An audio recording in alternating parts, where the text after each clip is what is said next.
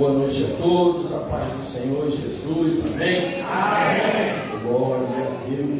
Você está feliz com Jesus? Amém. Tenho certeza que Ele também está muito feliz em saber que você saiu da sua casa e veio para cá aqui para prestar um culto de louvor e adoração nesse dia de extrema importância, onde nós estaremos fazendo memória ao sacrifício de Cristo em prol das nossas vidas, amém? Hoje nós tivemos uma bela escola bíblica, eu não pude estar aqui, mas acompanhei pela internet alguns trechos, né? Tivemos uma presença muito boa a cada dia. A presença na escola bíblica tem aumentado, isso significa que a nossa igreja está começando a entender a importância da palavra, né? Então, louva a Deus, mas ainda sonho e oro para que na escola bíblica nós tenhamos o mesmo número de pessoas presentes como temos nos cultos de domingo à noite. Amém? Amém. Glória a Deus. Então, amados, eu quero compartilhar uma palavra com vocês que está no Evangelho de Mateus, capítulo de número 28. Nós vamos ler a parte B do versículo 20. Eu tenho certeza que vocês já ouviram alguma mensagem em cima desse texto. Eu mesmo também já preguei sobre esse texto, mas a palavra de Deus ela se renova a cada dia. Então eu tenho certeza que o que eu vou falar hoje, a maior parte das coisas que eu vou compartilhar serão coisas que eu não compartilhei outras vezes que eu preguei sobre esse mesmo texto. Então diz assim a palavra do Senhor. Eu vou ler aqui os demais versículos para a gente poder dar um entendimento melhor. Versículo 19 e 20 diz assim: Ide, portanto, fazer discípulos de todas as nações, batizando-os em nome do Pai, do Filho e do Espírito Santo, ensinando-os a guardar todas as coisas que vos tenho ordenado. E eis que estou convosco todos os dias, até a consumação dos séculos. Amém? Curve sua cabeça, feche seus olhos, mais uma palavra de oração. Pai, em nome de Jesus, diante da tua presença, como estamos nessa noite, e hoje com a responsabilidade, ó Deus, e o privilégio de poder compartilhar uma porção da tua palavra, a tua igreja, te pedimos, ó Deus, que tu seja mais uma vez misericordioso para comigo, a fim de que eu seja um canal, um instrumento, um manancial de vida para todas as pessoas aqui presentes, que essa palavra ela encontre guarida em cada coração e traga os resultados esperados, para que a tua igreja seja edificada e o teu nome glorificado. Em nome de Jesus nós oramos. Amém. Então eu vou ficar com a parte B do versículo 20, que diz: E eis que estou convosco todos os dias, até a consumação dos séculos. Então a mensagem que eu quero compartilhar com vocês hoje tem como tema os benefícios da presença de Deus. Amém? Os benefícios da presença de Deus. Então Jesus, após ressuscitar, ele vai para a Galiléia para encontrar com seus discípulos, que ele havia dito que depois da ressurreição ele apareceria aos seus discípulos. E ali então Jesus dá uma ordem aos discípulos, diz: olha, ide pregar o Evangelho por toda criatura e fazei discípulos de todas as nações, batizando em nome do Pai, do Filho e do Espírito Santo, e ensinando a guardar todas as coisas. Então, Jesus, antes de se tornar assunto aos céus, ou seja, antes de subir para o céu, ele reúne os discípulos que eram representantes da igreja daquela época, e ele deixa uma nobre missão para a igreja. Que nobre missão é essa? Fazer discípulos. Então a nossa missão como igreja, missão, tá? Existe o propósito e existe a missão. O propósito é glorificar a Deus em tudo que fazemos, mas a missão é fazer discípulos.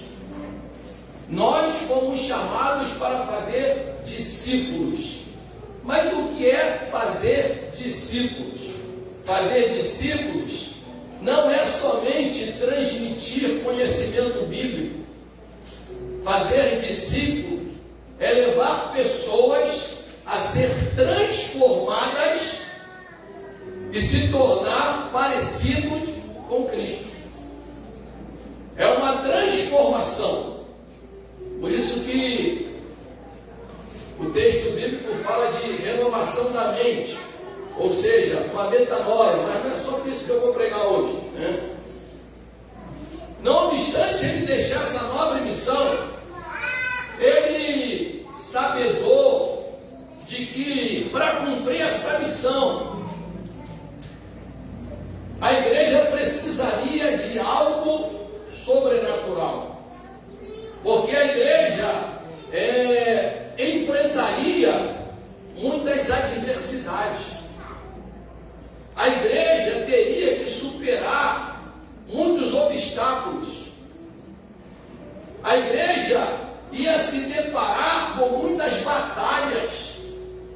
Então, para que a igreja cumprisse essa nobre missão de fazer discípulos, Jesus fez uma poderosa promessa. Ele disse: eu estou convosco. Em outras versões diz: eu estarei convosco, né? Mas eu estou convosco todos os dias. Repita assim comigo: todos os dias. Todos os dias. Então Jesus não disse: olha, eu vou estar convosco só esse período que eu estou aqui antes de subir. Olha, eu vou estar convosco durante um tempo. Eu estarei convosco durante uma semana. Durante a semana do Pentecostes? Não, eu estarei convosco todos os dias, até a consumação dos séculos. Então Jesus, ele faz essa promessa de estar com a igreja todos os dias, porque ele sabia dos desafios, das batalhas, dos obstáculos.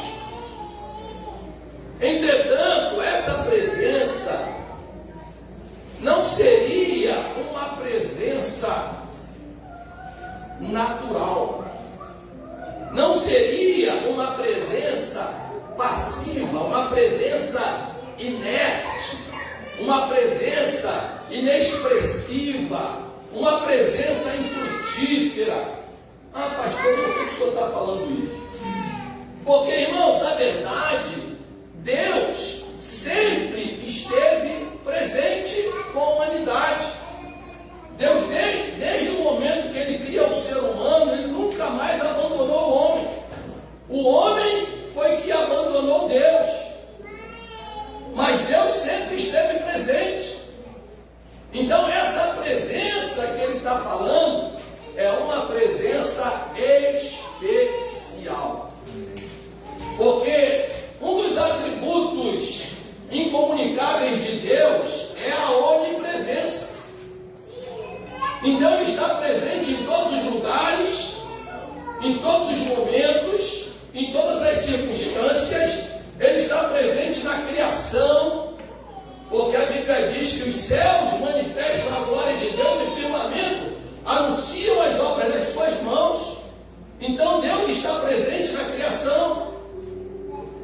o profeta diz que toda a terra está cheia da glória de Deus, ou seja, da presença de Deus.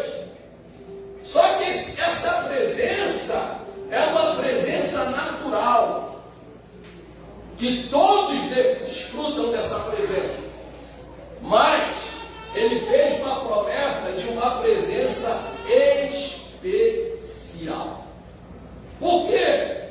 Porque durante a antiguidade, até mesmo com o povo de Deus, houve algumas teofanias da presença de Deus, da presença de Cristo no Antigo Testamento. Então, no Antigo Testamento, Deus se fez presente através da arca, Deus se fez presente através de uma coluna de fumaça, Deus se fez presente através de uma coluna de fogo, Deus se fez presente de diversas formas no meio do seu povo. Mas, infelizmente, algumas pessoas não valorizaram essa presença. Entendeu? Eu vou te dar um exemplo. Uma pessoa que não valorizou a presença de Deus foram o povo de Bet-Semes, quando a arca foi roubada pelos filisteus, que até foi cantado aqui no louvor, e os filisteus entendiam que quem tinha a arca tinha o poder da vitória nas guerras. Então eles roubaram a arca e levaram para o arraial deles, porque a arca representava a presença de Deus, a arca da aliança. E aí eles colocaram a arca da aliança, que representava a presença de Deus, junto do Deus Dagom, que era o Deus deles, ou seja, Deus tem que ficar no lugar de deuses. E aí ensina aí, ó, né? Só que quando colocou a arca, a presença de Deus, no lugar dos deuses, no outro dia, quando foram ver, Dagom estava caído, prostrado e quebrado. Levantaram Dagom, botaram de novo. Foram ver de novo, Dagom estava de novo caído, prostrado e quebrado. Eles falaram, não dá para esse Deus ficar com a gente não. Aí mandaram, em toda aquela história, né, que pegaram lá, porque eles foram amaldiçoados com doenças, eles então fizeram lá aquelas imagens de ouro e colocaram num carro e falou assim, ó, deixa esse carro de boi seguir.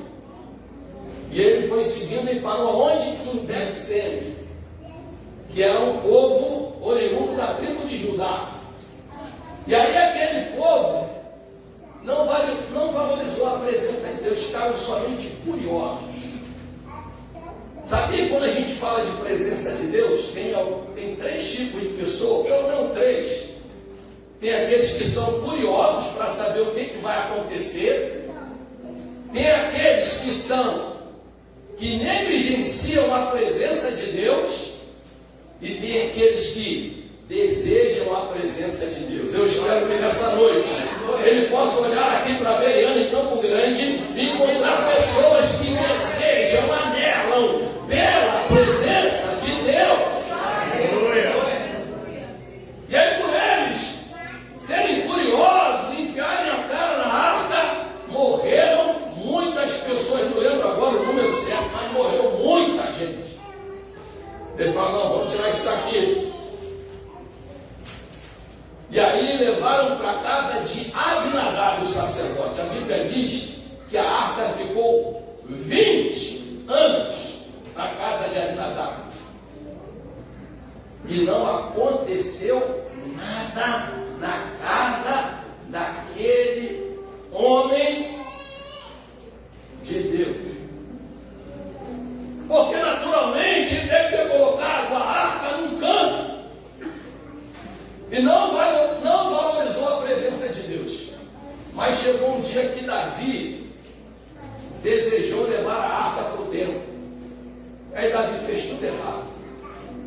Davi seguiu o modelo dos filisteus, colocou um carro novo, colocou um monte de gente cantando, dançando, pulando. E aí o que acontece? A carroça com a arca tropeça E quando ela vai tombar, 2 homens, Uzá e Aiô, 2 sacerdotes, tentam segurar a arca e são fulminados na hora. Sabe por quê, irmãos? Para a gente ter a presença de Deus, a gente não precisa criar nenhum tipo de novidade. A gente só precisa fazer aquilo que a palavra de Deus nos orienta. E aí Davi, então, deixa a arca na casa de Obed-Edom. E lá a arca fica 3 meses. Fala comigo assim, 3 meses. Fala em Abinadab, 20 anos. Não aconteceu nada. Mas na casa de Obed-Edom, 3 meses. E a Bíblia diz que Obed-Edom e a sua casa foram abençoados. Ou seja, nós vemos 2 tipos de pessoas: aqueles que negligenciam a presença de Deus e aqueles que valorizam a presença de Deus. Quem negligencia, não acontece nada, mas quem valoriza, te prepara, tem vitória, tem resposta, tem milagre. Glória a Deus, aleluia.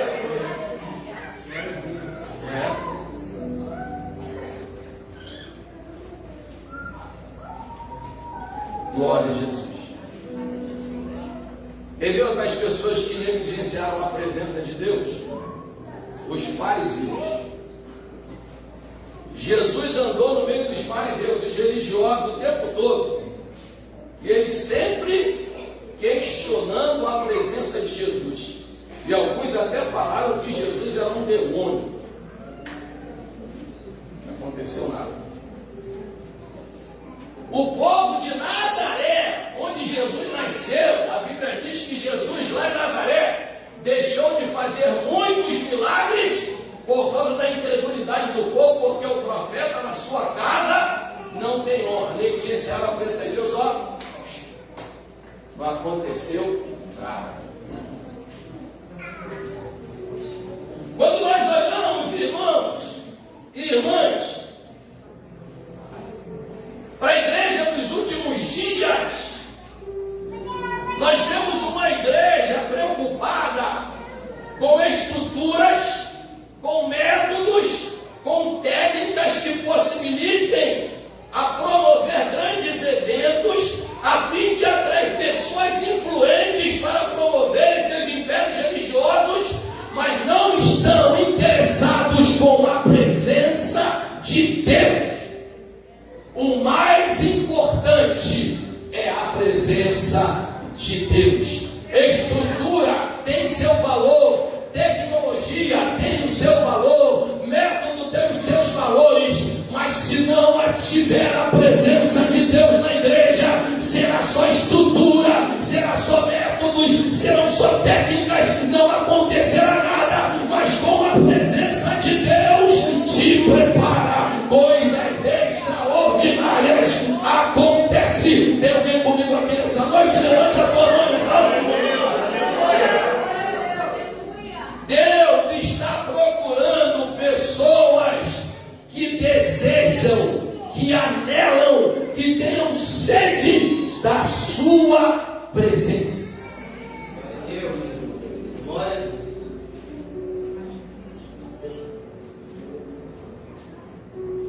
E quando Jesus diz, eu estarei convosco, Jesus só está afirmando quem Ele é. Porque quando o profeta Isaías disse em Isaías 7,14, só existia emanações, só existia tipologias de Deus. Mas quando Jesus se faz carne e habita em nós, há uma manifestação visível da presença de Deus na terra. Durante 33 anos, Deus andou como homem nessa terra, trazendo os mistérios do céu e revelando na terra, fazendo uma conexão entre céu e terra, terra e céu, homem e Deus, Deus e homem, natural com sobrenatural, possível com impossível. Maravilhoso Deus! Mas depois que ele morre, os discípulos ficam tristes, né? imagina, você anda com uma pessoa durante um tempo, a gente mesmo, natural, pessoas naturais, que a gente pega amor, carinho por ela, quando a pessoa morre, a gente fica triste. Quando imagine você está andando com Deus, você pegando em Deus, oh glória. E aí ele morre, ressuscita, corpo glorificado, todo mundo alegre, ele fala, ó, só que eu tenho que ir com meu pai agora. Porque eu tenho que ir, porque eu tenho que preparar moradas. Para onde eu estiver, vocês estejam também comigo. Vou preparar-vos lugar. Aleluia. E aí todo mundo tristinho, ele vai. Aí ele diz, mas eu não vos deixarei órfãos, deixarei o Consolador, o Espírito da verdade, que vos guiará em toda a verdade, o Espírito que lembrará de todas as coisas, o Espírito que vai capacitar, que vai direcionar, que vai fortalecer, que vai restaurar. O Espírito está, meu Espírito estará com vocês. Então, queridos, Deus está conosco, Jesus está conosco, mediante a presença do seu Espírito no nosso meio.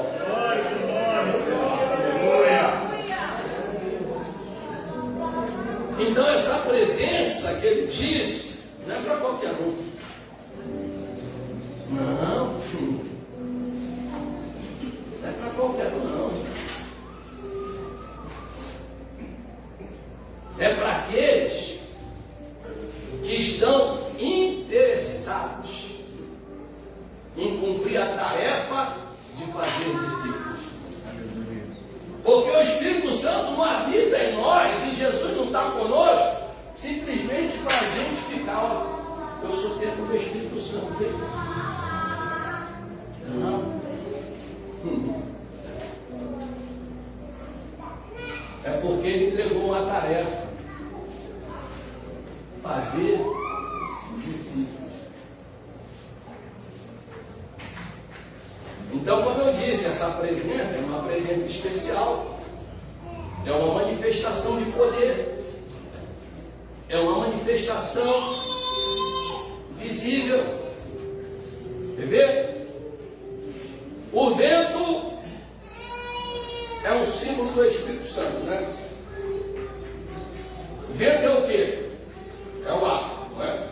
Mas é o ar em... Você aprendeu isso na escola, lá no ensino fundamental, né? Então, o ar, se ele está parado, você sente ele, você respira ele, mas você não vê nada.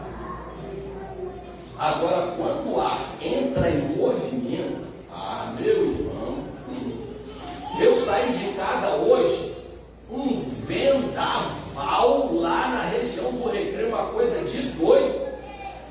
Por quê? Porque o ar, quando entra em movimento, ele mexe com tudo, começa a tirar as coisas do lugar, começa a fazer coisas que você nem imagina. Por quê? Porque Jesus, a manifestação de Cristo, através do Espírito Santo no meio da igreja, é movimento. Deus não está no meio da gente simplesmente para nos dar vida. Ele quer se mover no meio de nós, através de nós, e por nós, e para a glória do Pai. Glória a Deus. Então nós precisamos atrair essa manifestação da presença de Deus. Nós não podemos nos satisfazer somente em ter o Espírito Santo em nós. Nós precisamos fazer com que essa presença de Deus em nós exerça uma influência no ambiente e nas pessoas que estão ao nosso derredor. E aí, para isso, a gente tem que atrair. O Espírito já habita, mas nós precisamos atrair. Precisamos o quê? disparar um gatilho. Ah, pastor, mas como é que eu faço isso? A gente vai ter fazendo algumas coisas, empregando algumas coisas. Primeiro, a gente tem que buscar Ele com interesse de coração. Não adianta a gente querer buscar a presença da manifestação, do poder, do Espírito Santo, da presença de Deus na nossa vida, se a gente estiver com um pé no mundo e outro na igreja. Não sei quem foi que pregou aqui recentemente, ou demora, falou, irmãos, o muro não é de Deus. Sabe o que é de Deus? Deus quer construir pontes e não muros. Muros separam, muros dividem, muros dá entendimento de incerteza, de dúvidas. O muro não é de Deus. Quem está em cima do muro não está com Deus.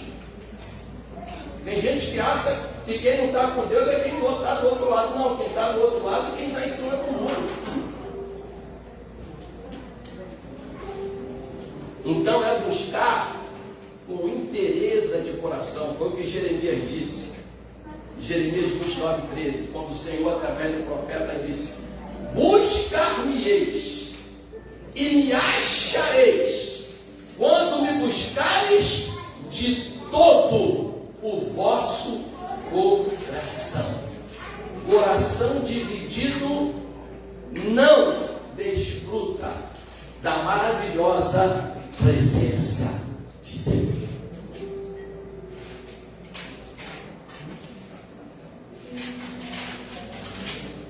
O salmista diz no Salmo 42: assim como a corça anseia pelas águas, a minha alma tem sede de ti, ó Deus vivo. Quando entrarei diante da face de Deus, irmãos, a igreja tem que ter sede de Deus. A igreja tem que ser como uma corça. Sabe como é uma corça com sede? Ela corre para tudo quanto é lado, procurando água para saciar sua sede. E eu quero dizer para você nessa noite: a fonte de águas vivas está aqui nessa noite. Corra para ela, beba dela, desfrute dela, porque essa presença vai saciar a sede da minha e da tua alma. Aleluia, glória a Deus. Segundo, desfruta da presença poderosa de Deus aqueles que são fiéis. Salmo 101:6 diz que Deus está à procura dos fiéis da terra. Eu já disse aqui algumas vezes, vou repetir: Deus procura 3 tipos de pessoas: os fiéis, os verdadeiros adoradores e aqueles que querem se colocar na brecha. O profeta Ezequiel diz que ele procurou alguém que se colocasse na brecha e não encontrou. Será que ele pode encontrar alguém que se coloca na brecha aqui nessa noite? Se colocar na brecha é fácil. Você já viu uma represa rachada? Quando vão tentar tirar a força da água, tem que ser um concreto poderoso para fechar aquela brecha. Então quem é fiel desfruta da presença. Mateus 5:21, quando o Senhor diz lá naquele grande dia: servo bom e fiel, foste fiel sobre o pouco, sobre o muito eu te colocarei. Entra no gozo, ali entra na presença, entra para desfrutar. Ah, pastor, o que mais que eu posso fazer para atrair a presença? Andando em santidade. Uma palavra que sumiu dos púlpitos da igreja. Não se fala mais em santidade. Porque santidade afasta as pessoas. Santidade, você fala que ele tem que deixar o pecado. Ah, tem duas mulheres, tem que deixar uma.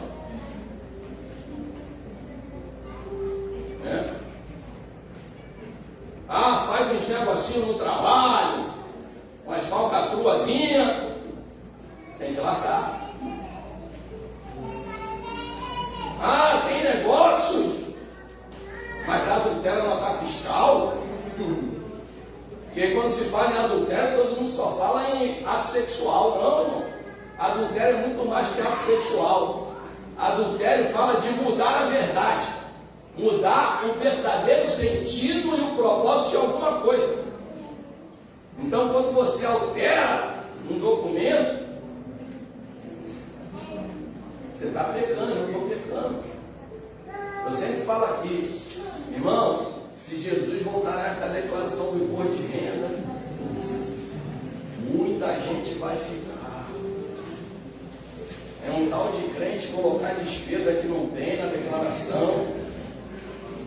É um tal de dele procurar médico para fazer recibo.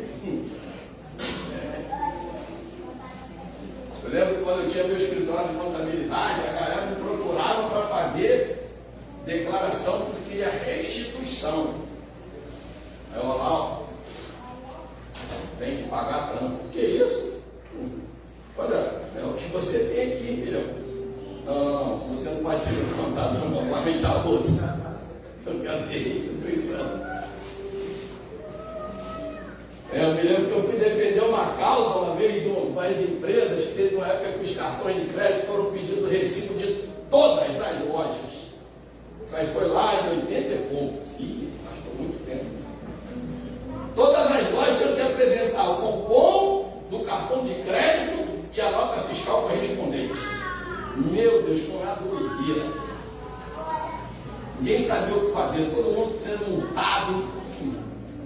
Aí eu peguei minha documentação da empresa que fazia contabilidade, botei no braço e levei lá. Aí eu falei,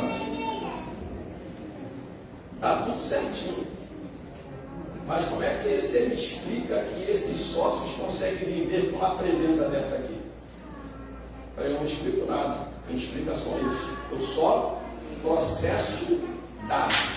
O que eu recebo deles, eu escrituro, faço o cálculo do imposto que eles pagam. Se você quiser conversar sobre isso, procura os donos.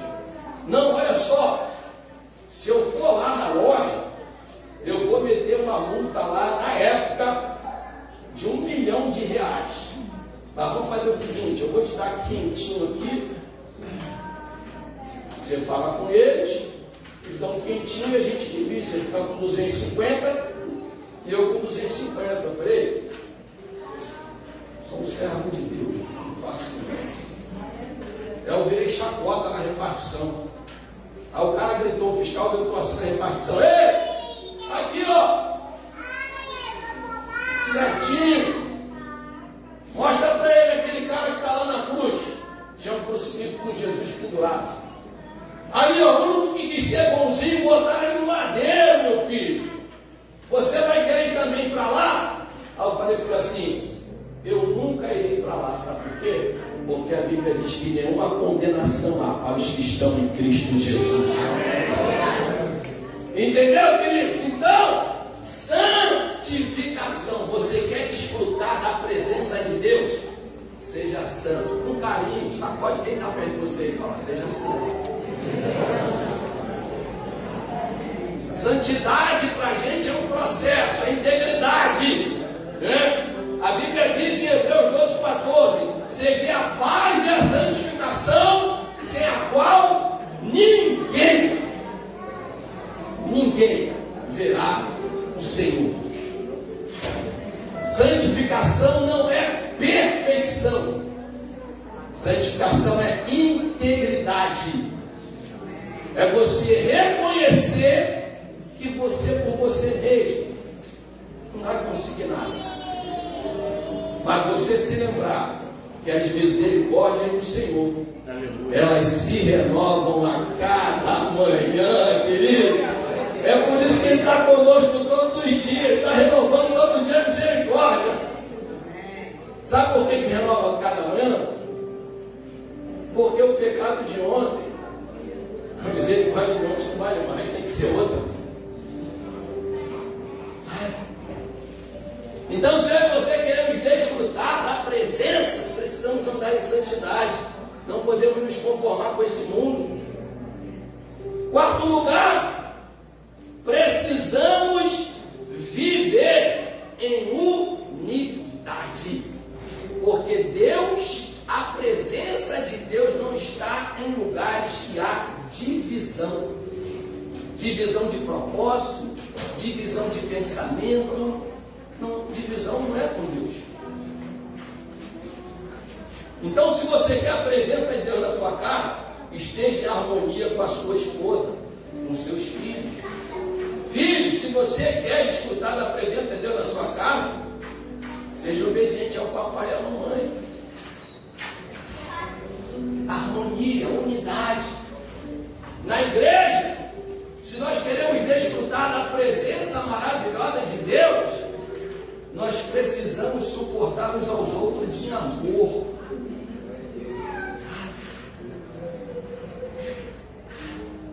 Viver em unidade. Em Atos 2, eles estavam unidos aonde? Estavam lá, unidos no cenáculo, com o mesmo propósito, aguardando a promessa. Então não tinha ninguém ali que falou assim: pô, será que ele vai cumprir a promessa? Ele falou, né? Mas será? Não, estava todo mundo assim. Ele falou para a gente ficar em Jerusalém, até que do alto nós sejamos revestidos de poder. Se ele falou, ele vai cumprir. Diga para 2 ou 3 pessoas aí, fala: se Jesus falou alguma coisa contigo, pode esperar, ele vai cumprir.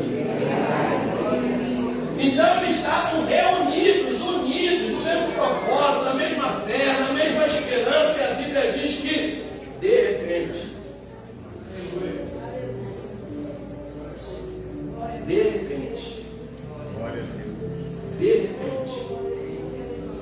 igual Paulo e Silas na prisão, estavam cantando louvores e de repente,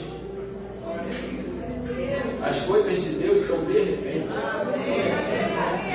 As coisas de Deus é quando você olha o cenário está totalmente contrário, só notícias ruins, só palavras de desânimo, só palavras de tristeza. Você olha a televisão nas reportagens, meu Deus, não sei o que vai ser dessa nação, não sei o que vai ser dessa economia, não sei o que vai ser desse Brasil, mas fica tranquilo, de repente a coisa vai virar. De repente a coisa vai virar, desde que a igreja esteja em unidade, orando e aguardando, esperando a ação de Deus. Quer desfrutar da presença maravilhosa de Deus, sim ou não? Então aprenda a reconstruir o altar de sacrifício. O povo de Israel no Antigo Testamento deixou o altar quebrado. Quebraram o altar de sacrifício.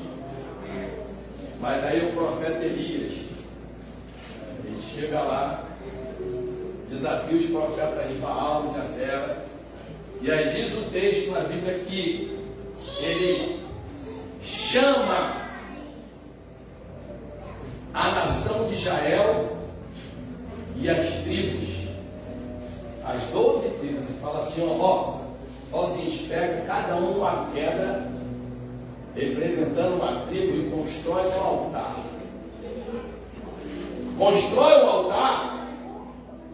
E depois que você construir o altar, coloca a lenha, corta tudo direitinho ali, bota lá em cima, mas depois pega a água e molha o altar, molha o rego e volta. Mas como molhar? Estava sem chuva, gente. O que o povo mais queria era água. Aí o Senhor pede para derramar água no altar. Seus crentes de hoje, meu Deus do céu. Jesus, você está maluco, Jesus? Está sem chover um tempão, ninguém sabe onde tem água.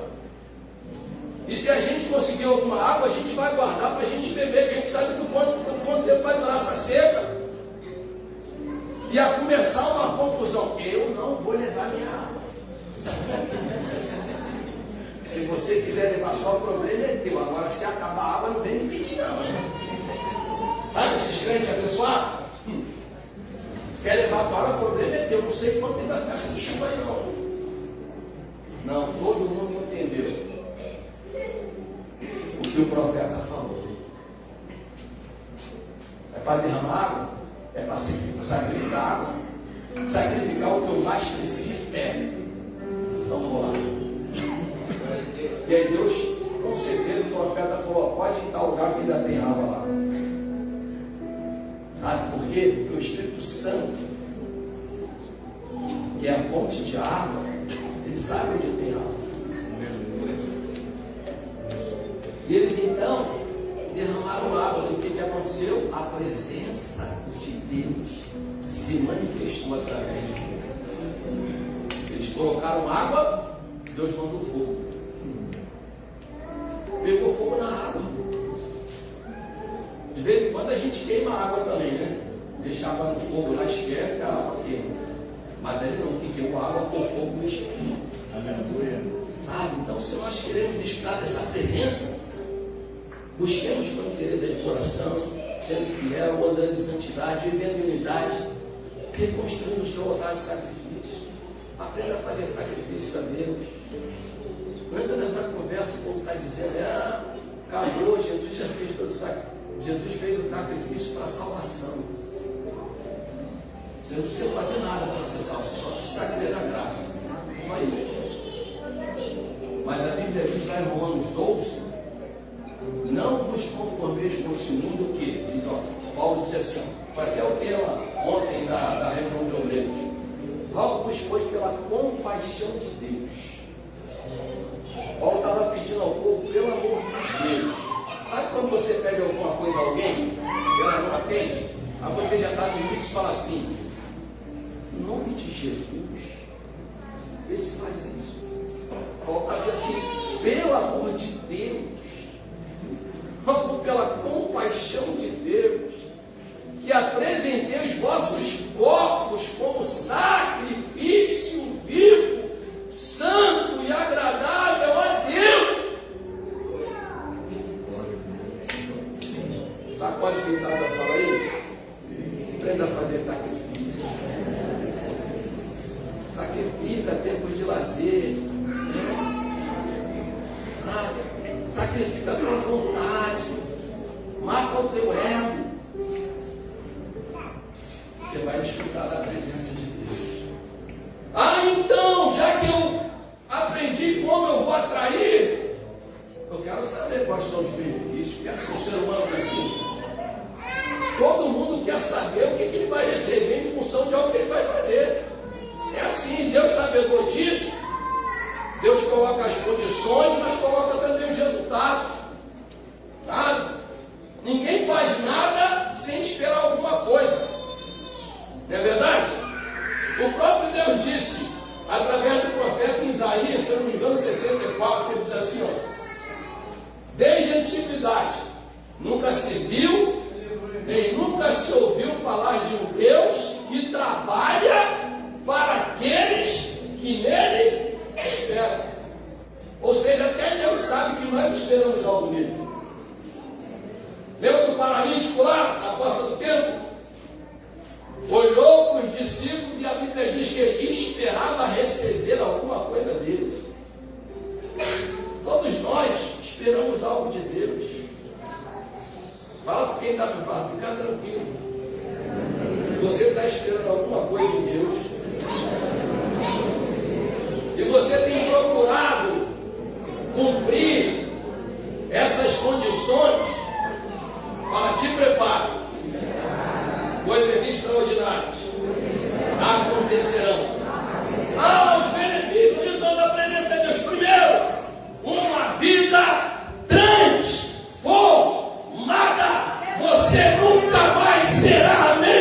pessoa, a partir do momento que a presença de Deus se apossar de você, vai transformar tua mente, vai transformar suas emoções, vai transformar suas ações, e o nome de Jesus será glorificado. Porque a Bíblia diz que aquele que está em Cristo, nova criatura é. Nova criatura. Larga o passado. Larga como você pensava antes de aceitar Jesus. Se livra desses traumas. Se livra desses temores. Você é nova criatura. As coisas velhas já passaram e eis que tudo se fez novo. Porque a presença de Deus, ela transforma pessoas, ela muda a história, ela transforma o ambiente, ela altera as circunstâncias, porque quando Deus se apresenta, como foi cantado, quando o leão ruge, quem não temerá, quem não ouvirá? Ou seja, queridos, quando Deus se manifesta em alguma área da nossa vida, ninguém pode impedir, porque operando Deus, quem impedirá?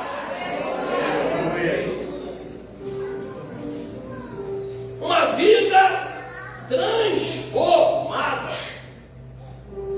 Lembra de Jacó? Foi transformado. Ele fez um voto com Deus: Senhor, se eu for comigo nessa viagem, me dê a casa própria, me dê a chave do apartamento, me aprovar no concurso, de tudo que eu fizer eu te darei o dízimo, e o Senhor será o meu Deus. Só que Jacó foi, fez um monte de coisa, ficou rico. Você não vê falando de Jacó nada, ele não dá nada para Deus. Não vê falando que Jacó levantou o altar. Aí ele quer atravessar o mal do Jaboque. Ou não, dá uma paradinha, filho. Você só vai passar para cá depois que eu mudar o teu nome. Sabe depois você muda? Ah, não vou te largar enquanto estou me abençoado. Tá bom, beleza, vamos brigar aqui. Toma na coxa. Olha. Porque quem briga com Deus sempre sai marcado. Para Deus nunca mais te perder de vista. Olha aí, estou vendo. Mas Deus também transforma. Jacó foi transformado. Nós fomos transformados.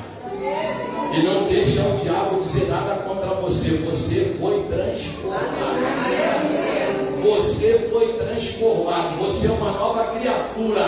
Há um novo tempo de Deus para a tua vida. Porque quem atrai a presença de Deus passa a ter uma vida abençoada.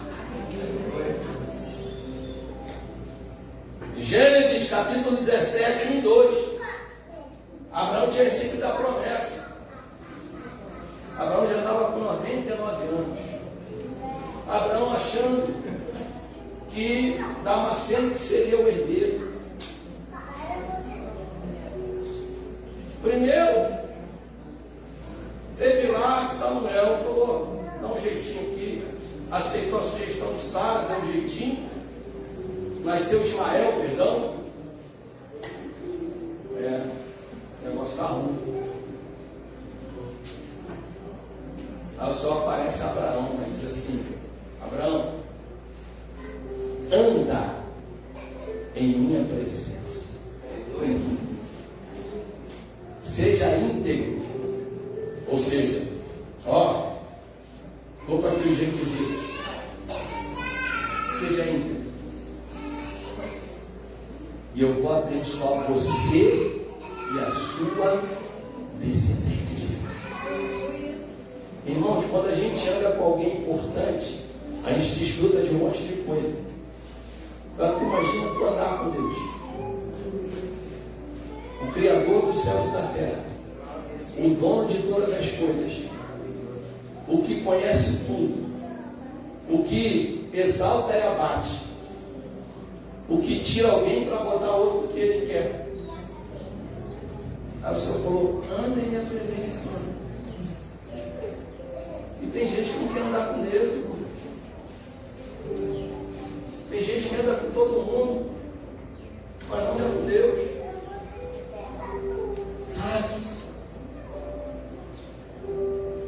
Quando a gente anda com Deus, Filipenses 4,19 diz, o apóstolo Paulo diz: o meu Deus, segundo as suas riquezas, suprirá todas as vossas necessidades em glória por Cristo Jesus. A igreja de Filipos era uma igreja que andava com Deus.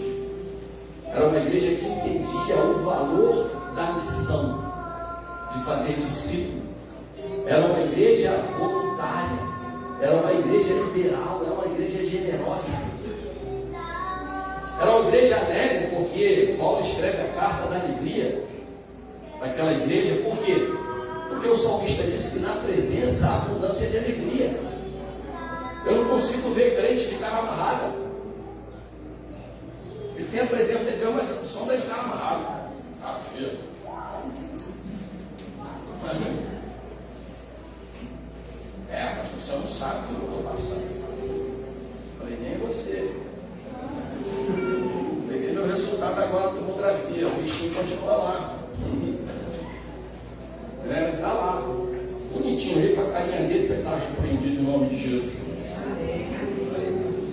Mas ele está lá. Ele é teimoso, mas eu também sou. Porque eu confio num Deus que Ele pode escrever uma nova história. Eu confio no Deus. Se Ele não tirar, vai ficar lá também, não vai crescer. Vai ficar paradinho lá dentro. Glória a Deus. Pode até não tirar, para toda vez que eu olhar para Ele, o Espírito Santo fala assim: minha graça te basta, porque o meu poder se aperfeiçoa na fraqueza.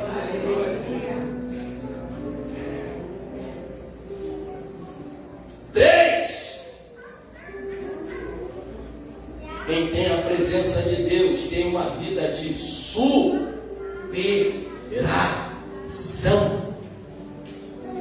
Você quer superar o desafio da vida, as crises, tudo que você já viveu, os fracassos, as decepções. Irmão, se eu fosse parar por causa de decepção, estava lascado. Já tomei muita bola nas costas. Muita, não é pouca não. Está desse meu jeito de acreditar em todo mundo, de confiar em todo mundo. Algumas pessoas falaram: tu tem que mudar. Eu falei: não, eu tenho que continuar acreditando nas pessoas, porque Deus acredita em mim. Eu preciso continuar acreditando que Deus pode transformar as pessoas. Porque no dia que eu deixar de acreditar nisso, irmão, então parou, acabou. Porque quem tem a presença de Deus crê na transformação. Uma vida de superação. Você pode imaginar José. José tem um sonho maravilhoso. Ver os feixes de trigo que representava os seus irmãos se curvando diante dele. Depois dele ver o sol e a lua se curvando diante dele, representando seus pais. Só que ele tem um sonho. Depois o que acontece? Os irmãos ficam sabendo. Quem ficou sabendo hoje? Irmãos. Cuidado para quem você conta teu sonho. Fala para quem está perto de você aí. Fala: cuidado para quem você conta teu sonho, viu? Cuidado, está pensando até que é irmão. Mas ele fala assim: pensando o quê? Pensando que é alguma coisa? Está querendo dizer que eu vou me provar de você? E aí os pais, quando olharam, ficou louco, né, pai? O Indodó. Agora nós também vamos se curvar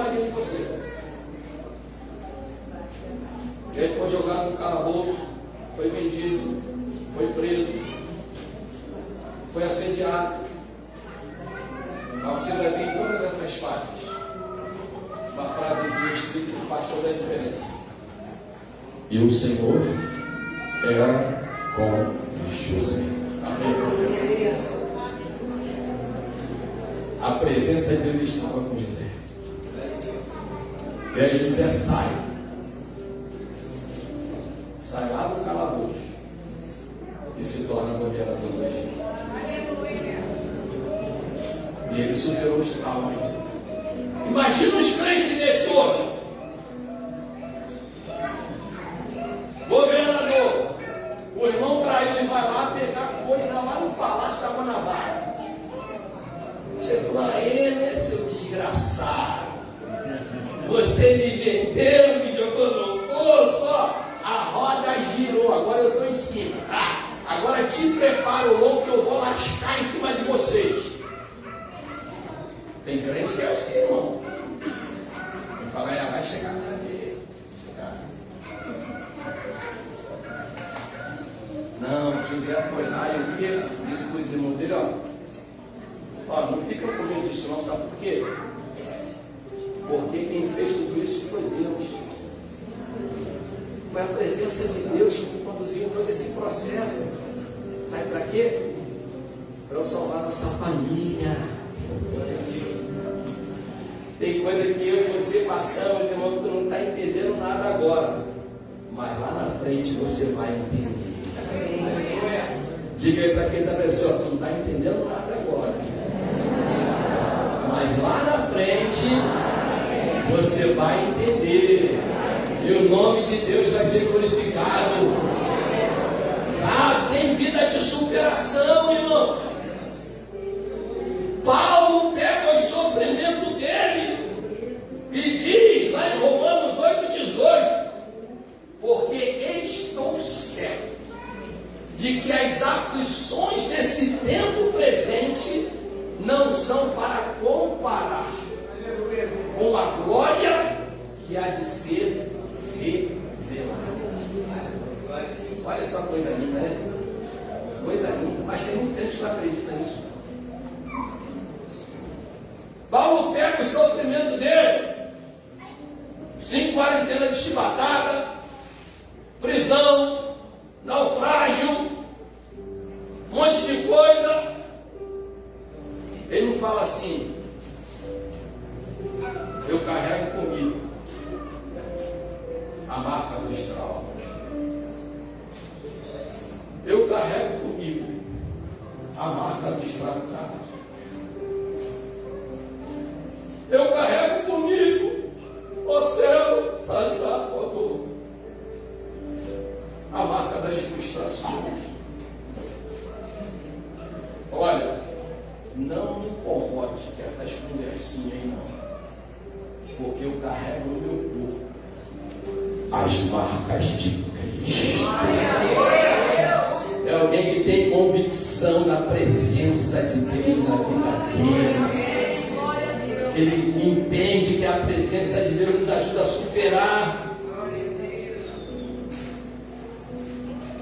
Quem tem a presença de Deus tem proteção divina.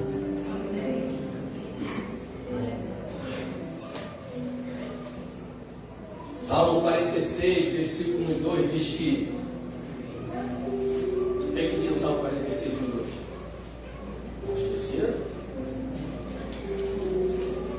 Deus é o nosso refúgio, socorro bem presente na hora da angústia, pelo que não temeremos, ainda que a terra se mude e os montes se transportem para o meio dos mares, ao rio cuja alegra a cidade dos vivos. Deus está no meio dela, a presença de Deus está nela.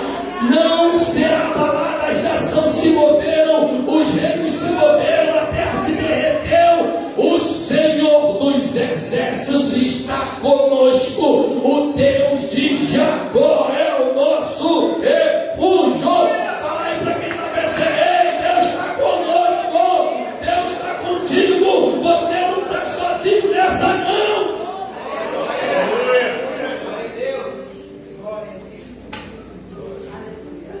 E o Salmo 91, que é o que a Bíblia está a página amarela já. habita no esconderijo do Altíssimo, a sombra descansará. Direi do Senhor, Ele é meu Deus, o meu refúgio e a minha fortaleza. Quem tem a presença de Deus entende que Deus está guardando ele. Irmão, se nós pudéssemos ver quantos livramentos nós já tivemos,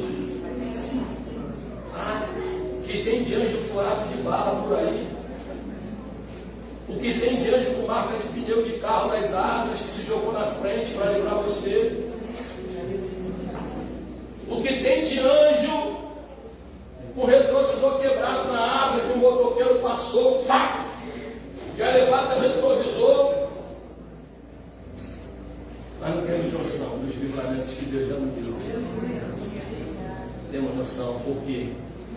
Porque o anjo do Senhor acampa ao redor do que os teme e os livra. Tem livramento para você. Diga aí, você. Fala, você vai sair dessa. Diz para ele aí. Você vai sair dessa. Não desista, não pare, não se corrompa. Faça como Sadraque, Mesaque e Abednego. Pode esquentar a fornalha, mas eu não vou negar meu Deus, porque eu sei da vida que eu tenho com Ele, e eu sei que eu vou entrar naquela fornalha e algo vai acontecer. E amarraram eles, jogaram na fornalha. Nabucodonosor olha e diz: olha, vocês não lançaram 3 homens na fornalha? Sim, lançamos, Senhor. E aqueles homens que lançaram, eles morreram. Mas eu vejo 4, e o 4º homem é semelhante aos filhos de deuses, e ele passeia pelo fogo. Eles saíram da fornalha, a roupa não se queimou, o cabelo não queimou, não teve queimadura de 3º grau, e nem cheiro de fumaça havia sobre eles. Você vai sair dessa intacto para a glória de Deus. Oh, bendito seja o nome de Jesus. Sacode quem está contigo, fala: o 4º homem está aí, fala para ele aí. O 4º homem está contigo, querido. O 4º homem não te abandonou. Ele é Jesus revelado. Ele é o Jesus que se manifesta. Ele é o Jesus que está presente. Ele é o Jesus que realiza.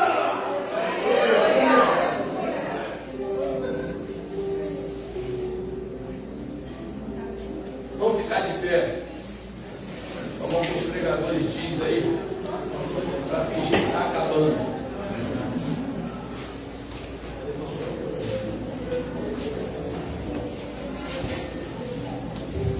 Tira os braços, aí levanta, mexe no corpo. Sabe por quê? Porque tem quem é a presença de Deus,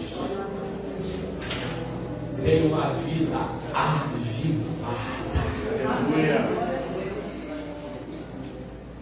Abacuque, quando ele ouve destruição, vergonha, pode subir aqui. Ele entrou num processo de questionamento. Por que disso? Por que daquilo? Por que aquilo outro? Até quando? Chega um momento que ele diz: eu ficarei na torre de vigília e aguardarei o que o Senhor tem para falar comigo. Então vem a presença de Deus sobre Abacuque e começa a mostrar para ele que tudo aquilo que ele estava fazendo tinha um propósito. E no final de tudo, Abacuque faz aquela declaração bombástica. Todos nós conhecemos. Abacuque 3,17. Ainda que a figueira não produza, ainda que não haja fruto na vide, o fruto da oliveira minta, no curral não haja vacas, todavia eu me alegrarei no Senhor, exultarei no Deus da minha salvação. Porque ele saiu do questionamento, ele deixou toda a presença, ele foi renovado. você vai ser renovado de saúde.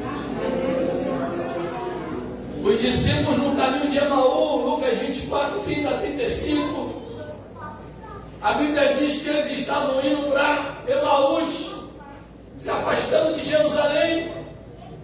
No meio do caminho, Jesus começa a andar com eles. Jesus começa a lembrar eles de tudo.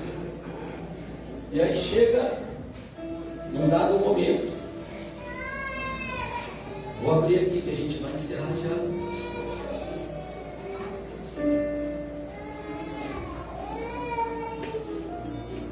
Aí diz assim, porque é o que nós vamos fazer daqui a pouco. E aconteceu que quando estavam onde? À mesa. Sentados na presença de Jesus.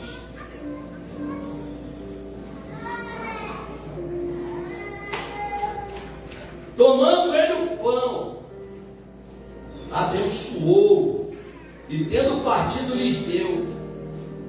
Então se lhe abriram os olhos. A presença de Deus abre os nossos olhos para coisas que nós não enxergávamos. Te prepara, Deus vai abrir teus olhos hoje. Para você começar a ver coisas que você não imaginava. Abriram os olhos e o reconheceram. Mas ele desapareceu da presença deles. E disseram um ao outro: porventura, não nos ardia o coração quando ele pelo caminho nos falava, quando nos impôs as escrituras? E na mesma hora, levantando-se, voltaram para Jerusalém. Ah, queridos, crente que desfruta da presença de Deus, não fica indo para Emaús. Crente que desfruta da presença de Deus, ele caminha para Jerusalém, porque ele é avivado, ele é renovado, né?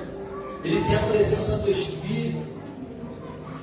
Você viu o Pedro antes e o Pedro depois? Você vai ver várias vezes. E Pedro cheio do Espírito Santo, ou seja, Pedro cheio da presença de Deus. Você vai ver que Paulo, a Bíblia diz que Deus fazia pelas mãos de Paulo coisas maravilhosas, e as pessoas traziam até roupas para serem colocadas na mão de Paulo, para que aumento as enfermidades fossem curadas. Nós acabamos o mês do impossível, mas nós estamos no semestre do impossível. E te prepara a presença de Deus nesse lugar. Se você entender isso e desejar essa presença, te prepara. Coisas extraordinárias vão acontecer.